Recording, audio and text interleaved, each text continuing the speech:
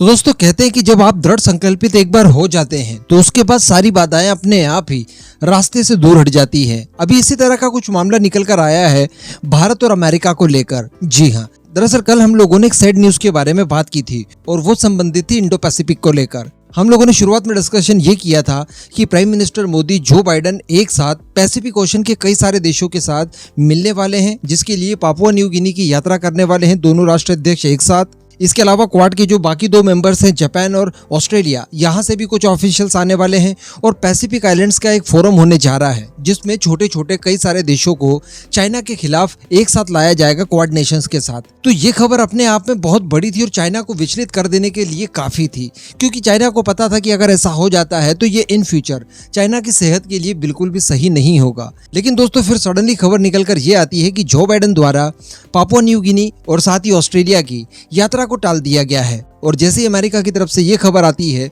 उसके तुरंत बाद ऑस्ट्रेलिया की तरफ से भी खबर निकल कर आ जाती है कि क्वाड नेशंस की अब समिट ऑस्ट्रेलिया के अंदर होगा ही नहीं, पूरा का पूरा समिट कैंसिल कर दिया गया है। और ये खबर बहुत ज़्यादा दुखी कर देने वाली थी, क्योंकि ये खबर जैसे ही निकल कर आई सुबह, उसके बाद शाम तक सारे मीडिया हाउसेस जो वेस्टर्न मीडिया थे वो सारे के सारे जो बाइडेन को कंडेम करने लगे, अमेरिका और उनकी गलत नीतियों को लेकर सवाल पूछने लगे और एक प्रश्न चिन्ह खड़ा कर दिया कि क्या वास्तविकता में इस नीति के आधार पर चाइना को इंडो पैसिफिक में काउंटर किया भी जा सकेगा।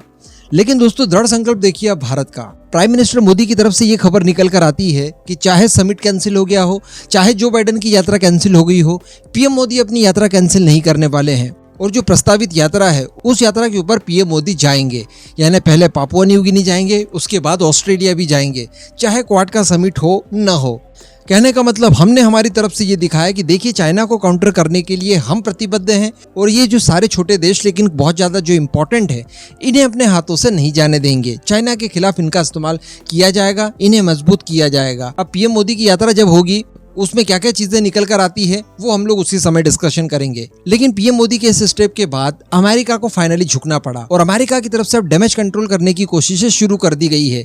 इसके लिए सबसे पहले किया ये गया कि जो बाइडेन ने पापुआ न्यू गिनी के प्राइम मिनिस्टर से फोन पर बात की। जी हाँ, उन्हें डायरेक्टली फोन किया गया और उनसे सारी बातें की गई और कहा गया कि हम आपसे संबंध रखना चाहते हैं और इन संबंधों को एक नए सिरे से दोबारा हम लोग स्टार्ट करेंगे। उन्होंने बताया कि ये जो मेरी यात्रा कैंसिल हुई है इसके पीछे फाइनेंशियल क्राइसिस हैं जो कि अमेरिका के साथ लगे हुए हैं। मैंने भी आपको बताया था अमेरिका डिफॉल्ट हो सकता है, ऐसी परिस्थिति अमेरिका में आ चुकी है, तो उन्हें अपने लोन लिमिट को बढ़ाना है जिसके लिए वो बिजी हैं और इसी वजह से इस यात्रा पर नहीं आ पाए। लेकिन इसका मतलब ये नहीं है कि हम आपसे संबंध नहीं रखना चाहते, बल्कि रखेंगे और एक नए सिरे से इनकी शुरुआत करेंगे।